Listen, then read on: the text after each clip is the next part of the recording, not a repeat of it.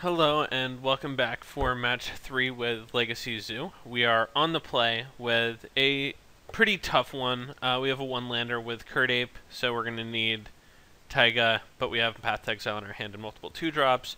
We only have 20 lands in our deck, so I think this is a mulligan. This hand is much, much better. So, keeping this one,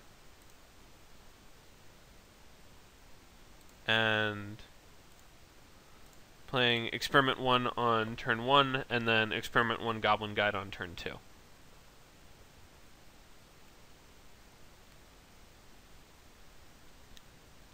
So, hopefully our opponent is not also playing Storm, but that would just be an awesome evening if we sleeve up Zoo and we play against Storm for 4 rounds. It's like, well, back to Vintage, where people don't play combo decks nearly this often. And where I won't be tempted to try to beat down with Wild Nicottle. Since, you know, far more likely to have Mox Ruby and Mox Pearl in play than to have Plateau in my deck. So it looks like our opponent's probably playing Blue-Red Delver.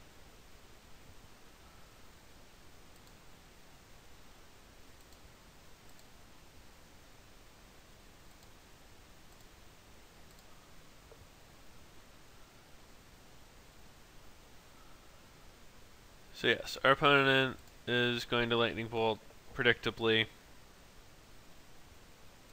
Daze this, that's fine. Didn't want it anyway. All I really wanted was this.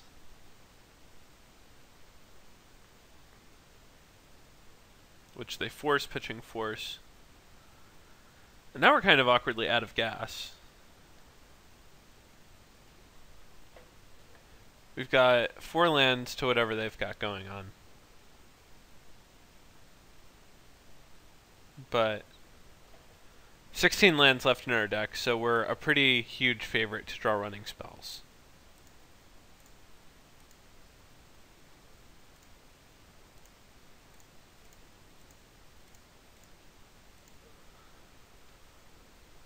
This is an alright start. 2-2 for 2.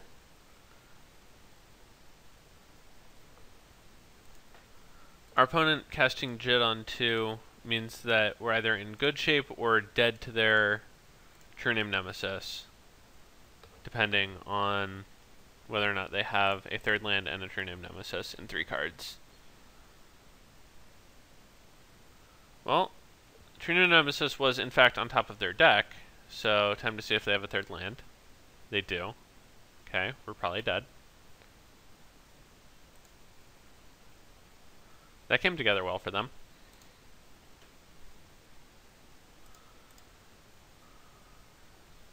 We will fetch out our lands and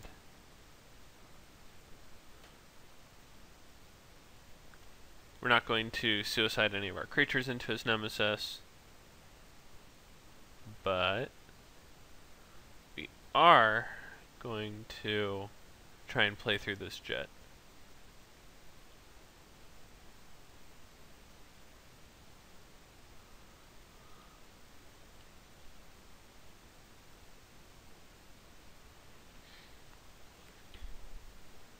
Which is, you know, by any stretch, a challenging endeavor, given that Jit is historically quite good against creature decks.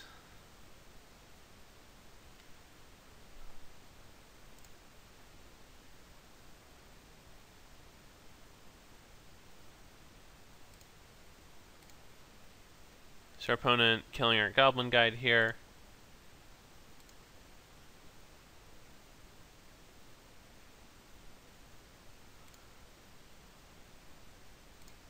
Okay. Well, we are... I mean, we're basically dead, but we'll play this one out.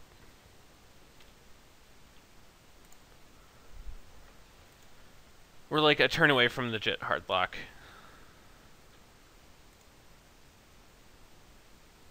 which is where their life total stabilizes, our board clears, and we have no hand. And there are decks that can get out of it. This is not one of them.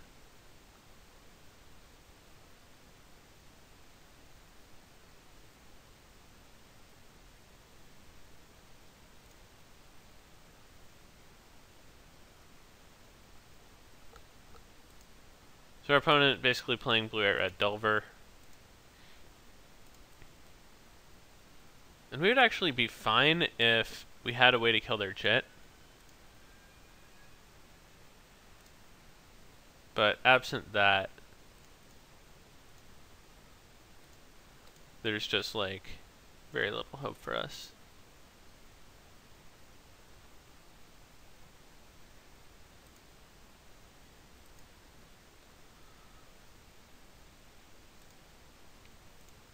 So yeah, they go to 8. We can bolt them down to 5, and then they kill our Burning Tree Emissary, and we are dead to rights. Yeah.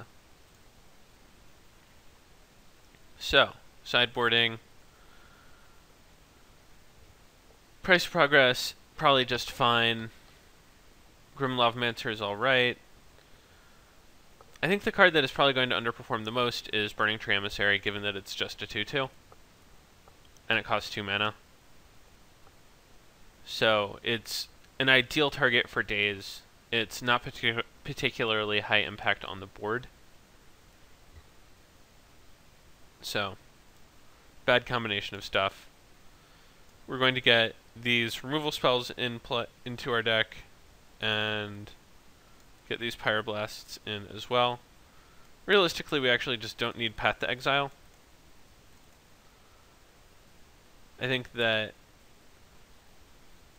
I mean, they probably don't have non-basics, so it's fine, but I think I would rather have Pyroblast and be able to counter their True Name Nemesis than Path to Exile and be able to kill a Stoneforge Mystic. I think that I'm willing to make that trade-off. And Sulfuric Vortex is a mistake to think that it's effective against Jit, because they just pump their True Name Nemesis and Ratio. And I would very much like to cut Experiment 1 on the draw. So that's our deck. Let's see how it does. So we have a good opener. Obviously lead with Nicodle. Oh, and click the wrong land. Lead with Curdape. Well, that's embarrassing.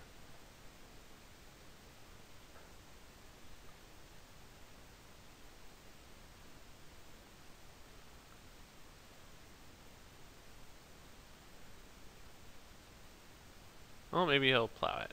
He did not plow it. Okay. I'm sure missing a point won't matter in a beatdown deck. It seems unlikely that it would matter.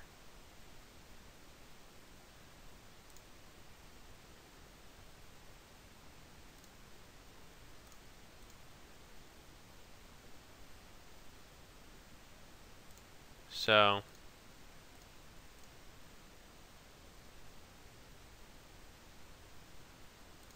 I think we can afford to play around days for the entire game, but I also think that we want him to daze exactly this spell and nothing else. Well, we're actually not really in a rush, right? Like, if they play Mystic, then we're dead to the Batterskull without this Chain Lightning.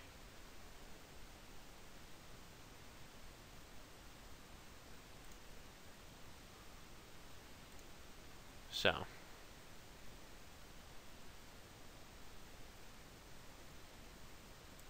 yeah, like, they Mystic for Batterskull. We draw a not a removal spell, and if we hadn't had the Chain Lightning, then we'd be in pretty bad shape right now.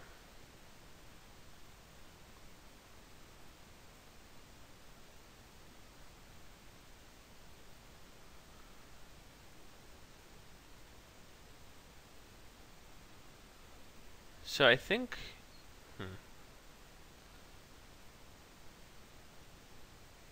If they cast Nemesis, then we get to just, like, fire off price of progress, price of progress. So, like, definitely attack first. Whether or not to play Experiment 1 or, like, hold up and pass for price of progress is a really tough call. Especially since, like, I think we just have to price main phase and pass.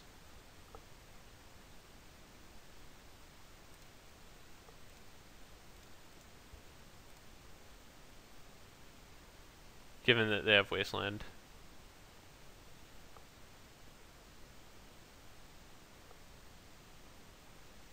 Like, they're still in a bad spot, but... Yeah. I was worried about days, but I think that this is better than, like, if they have days, them getting to cast True Name and dazing. Like, that's just a nightmare.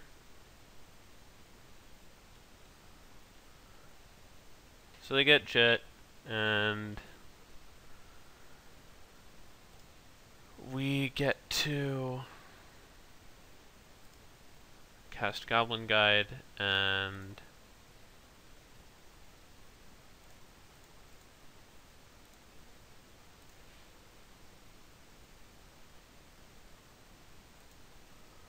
they reveal Plow.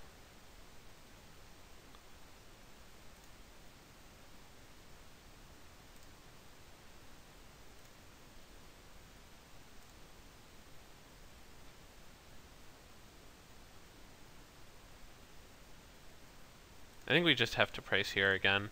Like, the chance that they have some sort of...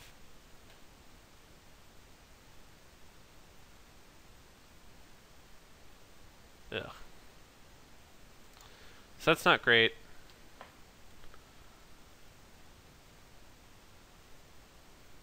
I was not expecting the second daze on the draw. Yeah, now we're just going to lose because we jammed our spells into daze. Which is tough, but like... basically we get what we deserve.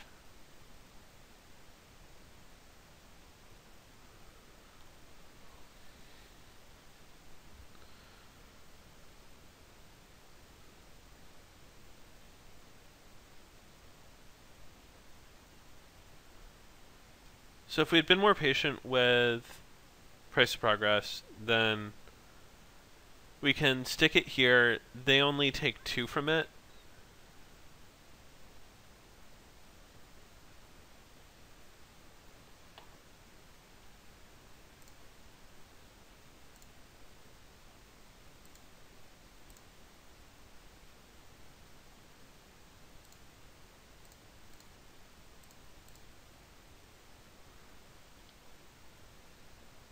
So we triple block because they have Plow. If they have Plow and Bolt, then like we're dead anyway. But they get to kill one with Batterskull and another one with a removal spell. And then they don't get to rebuy Plow.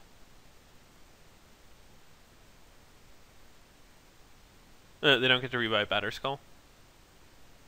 Which is cool. And we're dead. So that was fun.